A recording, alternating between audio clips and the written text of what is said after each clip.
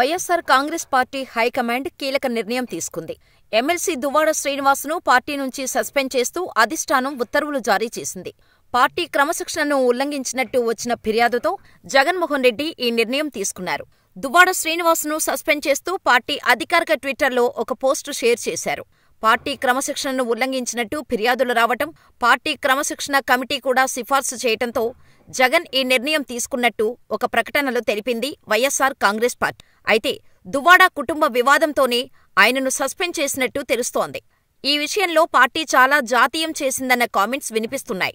గత కొద్ది రోజులుగా ఎమ్మెల్సీ దువ్వాడ కుటుంబ వివాదం పెను దుమారానికి దారితీసిన సంగతి తెలిసిందే. భార్యా పిల్లలతో విభేదించి దువ్వాడ శ్రీనివాస్ దివ్యల మాధురితో ఉంటున్న సంగతి తెలిసిందే. దువ్వాడ శ్రీనివాస్ నూతన ఇంటి కోసం భార్య వాణి నిరసన దీక్షకు దిగారు.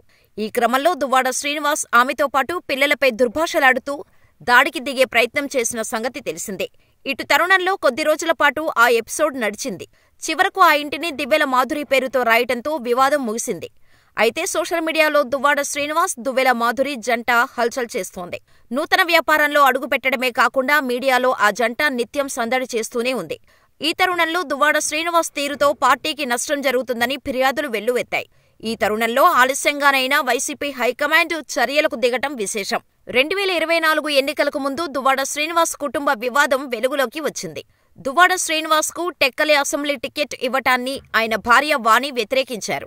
తనకు టికెట్ కేటాయించాలని కోరారు. అయితే జగన్మోహన్ రెడ్డి దువ్వాడ శ్రీనివాస్ వైపు మొగ్గు చూపారు.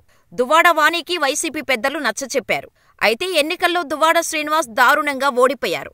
అప్పటినుంచి కుటుంబ వివాదం మరింత ముదిరింది. దువ్వాడ శ్రీనివాస్ భార్య వాణిని కాదని దివ్యల మాధురితో సహజీవనం చేస్తున్నారు. ప్రస్తుతం వారి కుటుంబ వివాదం న్యాయస్థానం పరిధిలో ఉంది. అయితే దువ్వాడ శ్రీనివాస్, మాధురి జంట నిత్యం హల్చల్ చేస్తూనే ఉంది. అయితే ఈ వ్యవహారం రాజకీయ ప్రత్యర్థులకు ప్రచార అస్త్రంగా మారింది. పవన్ కళ్యాణ్పై అనుచిత వ్యాఖ్యలు చేశారంటూ జనసేన శ్రేణుల ఫిర్యాదుతో మరోసారి దువ్వాడ వార్తల్లో నిలిచారు. ఆ తర్వాత దువ్వాడ శ్రీనివాస్ డాక్టరేట్ వ్యవహారం కూడా ట్రోలింగ్ అయింది. యూజీసీ అనుమతి లేని యూనివర్సిటీ నుంచి డాక్టరేట్ తీసుకున్నారంటూ సోషల్ మీడియాలో దువ్వాడ శ్రీనివాస్ను పెద్ద ఎత్తున ట్రోలింగ్ చేశారు.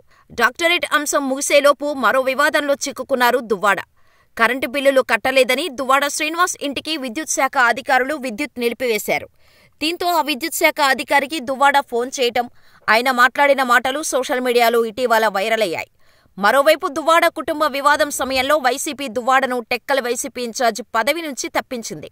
ఆ బాధ్యతలను పేరాడ తిలక్కి అప్పగించారు. అయితే దువ్వాడ శ్రీనివాస్ విషయంలో ఇన్నాళ్లు ఉపేక్షించిన హైకమాండ్ ఇప్పుడు ఉన్నఫలంగా చర్యలకు దిగటం మాత్రం ఆశ్చర్యం వేస్తోంది. కుటుంబ వివాదం తెరపైకి వచ్చిన క్రమంలో ఎన్నడూ దానిపై వైసీపీ పెద్దలు నోరు తెరవలేదు. కనీసం దువ్వాడ శ్రీనివాస్ను మందలించలేదు. అటు దువ్వాడ శ్రీనివాస్ సైతం జగన్మోహన్ రెడ్డిపై వీర విధేయత చూపుతూ వచ్చారు. కూటమి ప్రభుత్వానికి సవాల్ చేస్తూ వచ్చారు.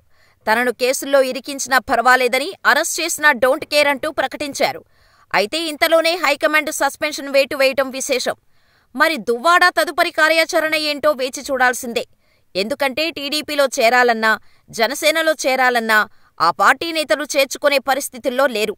అంతలా విమర్శల దాడి చేశాడు దువ్వాడ. సో ఇప్పుడు నుండైనా క్రమశిక్షణగా పార్టీలో చురుగ్గా ఉంటే వైసీపీలో కొనసాగే అవకాశం ఉంది. చూడాలి మరి.